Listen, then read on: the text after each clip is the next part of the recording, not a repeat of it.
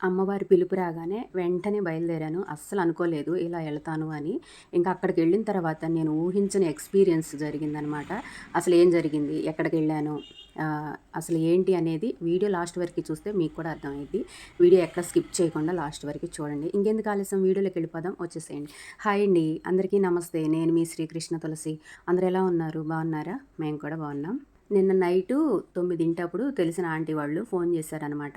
విజయవాడ కనకదుర్గమ్మ అమ్మవారికి సారె తీసుకెళ్తున్నాము. వెళ్దాం వస్తావా అని. ఇంక వెంటనే అడగటం ఆలస్యం. వెంటనే సరే అని చెప్పాను.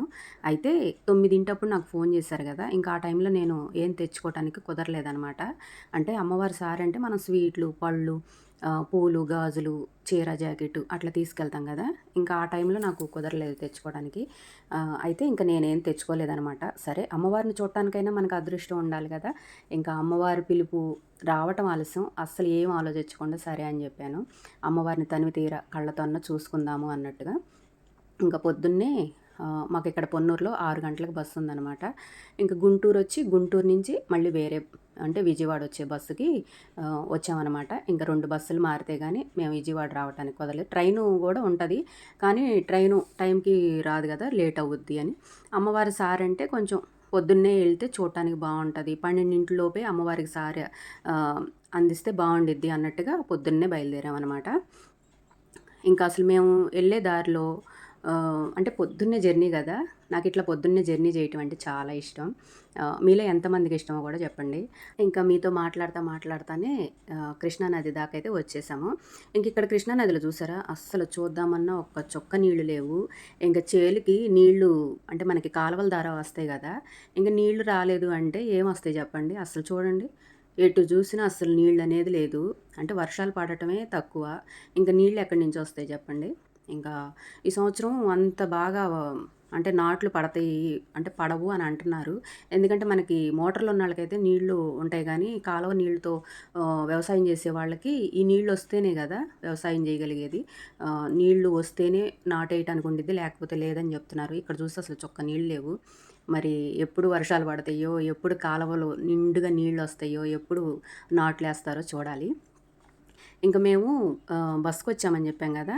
ఇంకిక్కడ బస్ స్టాండ్‌లో దిగేసి ఇక్కడి నుంచి మళ్ళీ దేవస్థానం బస్సు దగ్గరికైతే ఎళ్ళామనమాట. ఇంకా మేము ఇక్కడికొచ్చేటప్పటికి 8:30 అయ్యింది.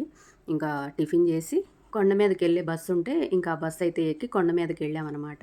అయితే అసలు పొద్దున్నే కూడా జనం ట్రాఫికుంది. జనం తెగున్నారనమాట. అంటే అమ్మవారికి ఇప్పుడు ఆషాఢ మాసంలో సారె తీసుకెళ్తారు గదా! ఎవరికాళ్ళే.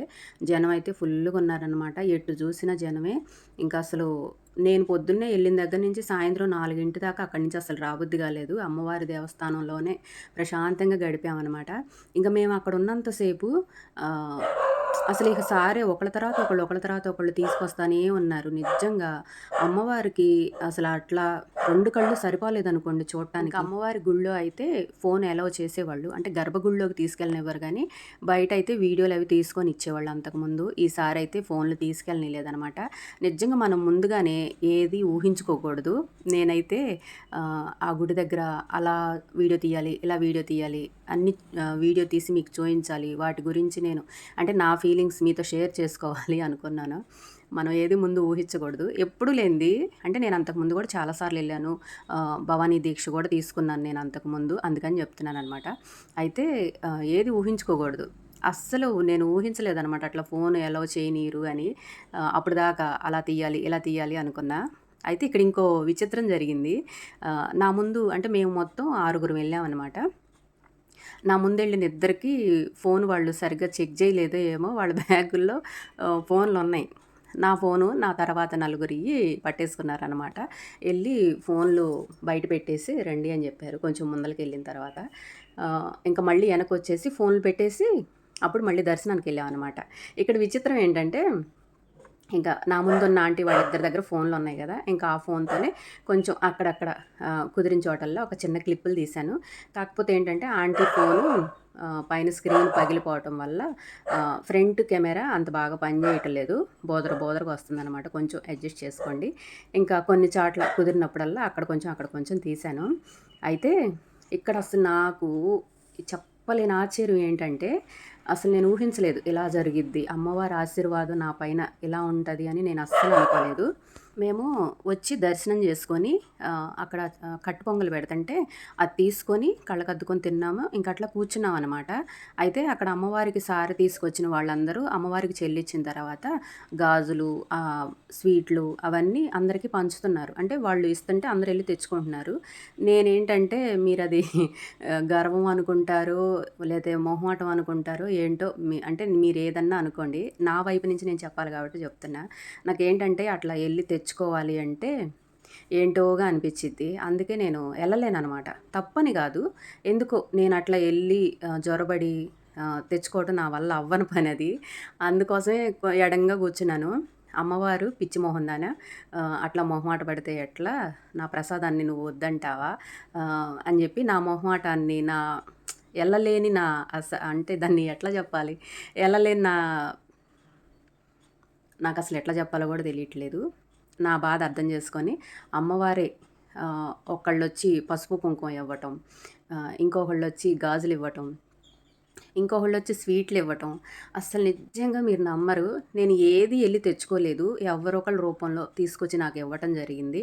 అంటే నాతోటొచ్చినాళ్ళు గాదు. విడాళ్ళనమాట. అసలు వాళ్ళని నేను అంతకుముందు ఎప్పుడు చూడలేదు. ఇంకిక్కడ వీడియోలో గమనిస్తే నేను గాజులు చూయించాను చూసారా? అప్పుడు నా పక్కన కూర్చున్నారు చూసారా? ఆమైతే అసలు నా చేతికి ఆ గాజులు ఎలా ఏసిందో కూడా నాకు అర్థం కాలేదు. చాలా చిన్న సైజు. ఎలా చేతికి గాజులు ఎక్కిచ్చిందో నాకు ఆశ్చర్యం అనమాట. అమ్మవారే వచ్చి అట్లా వేశారా అనిపిచ్చింది.